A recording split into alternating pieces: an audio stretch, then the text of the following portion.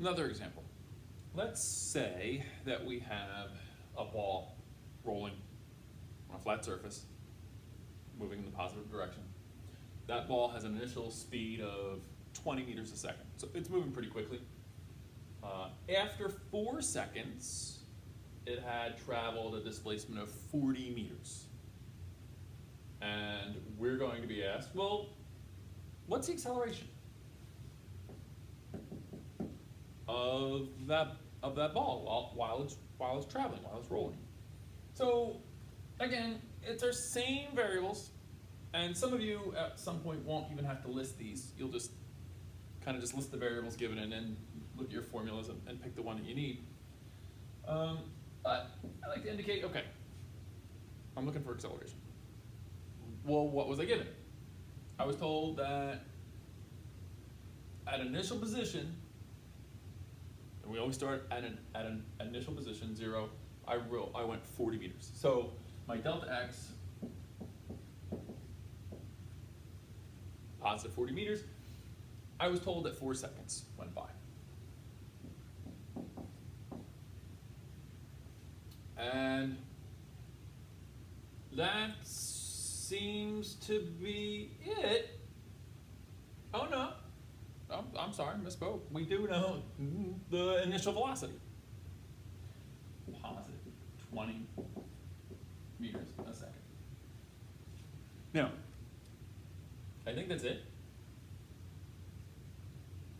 We don't know V2. We don't know what the final speed is, but we weren't originally asked. And if we don't know it and we're not asked about it, then we can let it go. Some of you may go and find it because you don't know how to handle the formulas and you're just trying to plug and chug and you find it. Awesome. Probably can find it with the information, but if I didn't ask for it, some of you may find V2 using other formulas and then use that information with the other information to solve for acceleration, which is fine, but it's probably extra steps. A lot of these questions are designed so that you can answer it by using just the correct formula, just one step, and good to go. So the question is, well, which formula matches the information here that was given and that what I'm looking for? I'm given distances, or displacements, I'm sorry, I'm given initial velocity, and I'm given time. Okay, well this equation, initial velocity, cool. I don't have acceleration, I do have time, I don't have final velocity. So I'm missing 2 things here, so that's out. Here, I know displacement, I know initial velocity, I don't know final velocity, I do know time. So cool, I could find final velocity like I said, but that's not what I'm asking for. Here, displacement I have, initial velocity I have, time I have, acceleration I don't know, it's what I want. And again, I have time. Hey, looks like a very good match. If I just go through this exercise though, let's go check this last one. I don't know velocity final. Not looking for it. I do know initial velocity. I don't know acceleration.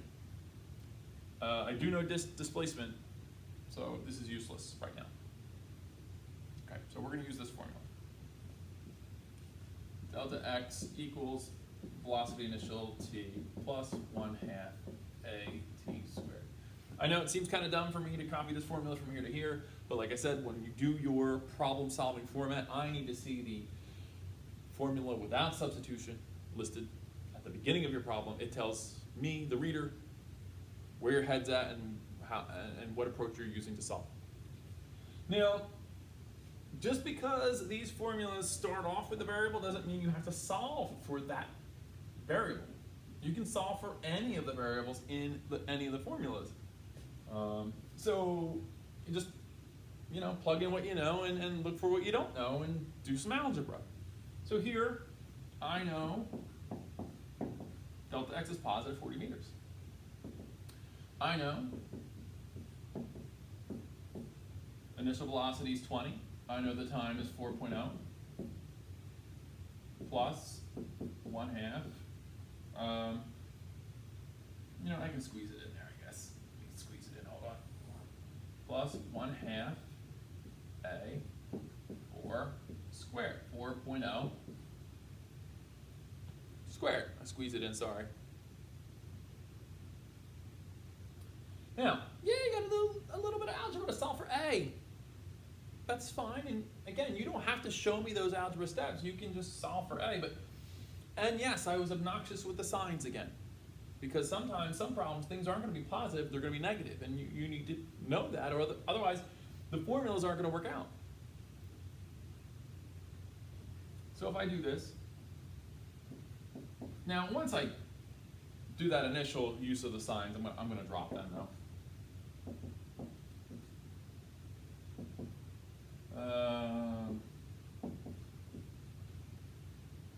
And if I take this and solve it,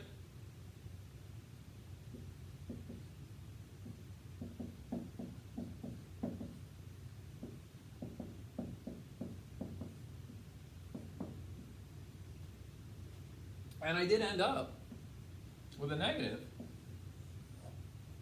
acceleration, negative 5.0. And that makes sense because this object is slowing down.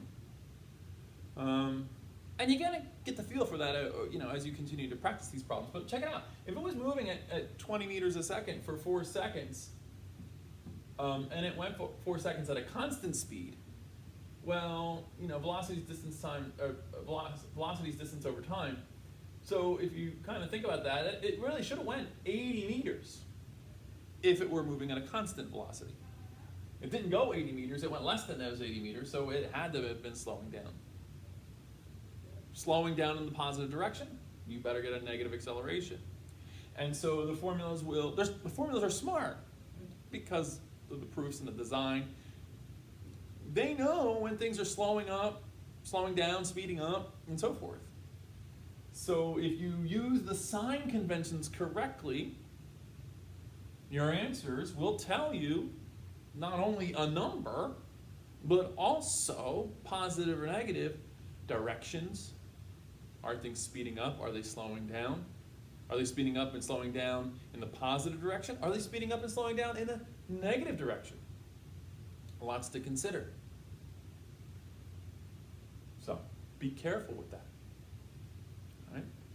One more example, and then I'm going to set you free to try them, because the only way to really do them is to try them, because before I set you free, I'll save this spiel for the next problem.